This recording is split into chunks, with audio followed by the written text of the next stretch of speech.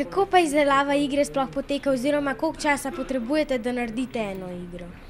Ja, v bistvu tako, da prvo se moramo spomniti, kaj bomo sploh naredili. Potem se naredi cel plan, kaj vse bomo rabili, da pridemo do tam, kjer hočemo iti.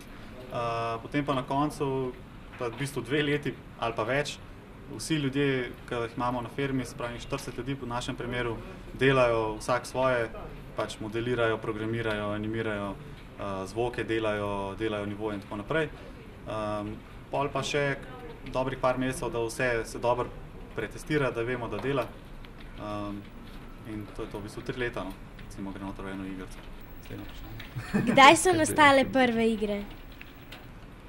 V bistvu so prve igre nastale že zelo dolgo nazaj, ker tisti, ki so delali prve računalnike, jim je bilo pač najbolj zabavno narediti igro, ne. Itak, kaj pa je boljšega za s računalnikom.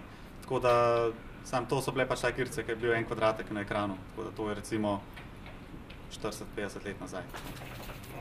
Kako bi razložili pojem piratstvo? Ja, to je pojem piratstva pač pomeni, da nekaj zdownloadaš, za kar nisi plačal, v bistvu, ne. Zdaj, a je to prav ali ne, je vprašanje, ker jaz osebno verjamem, da če bi bili pač poslovni modeli prodajanja taki, da bi se lahko stvari kupile hitreje pa ceneje, bi bilo veliko manj piratstva, ne. Zdaj pač ne kupaš zato, ker je lažje zdownloadati, kakor kupiti. Čisto to je enostavno problem. Kaj vas je navdušilo, da ste se začeli ukvarjati z izdelovanjem igric?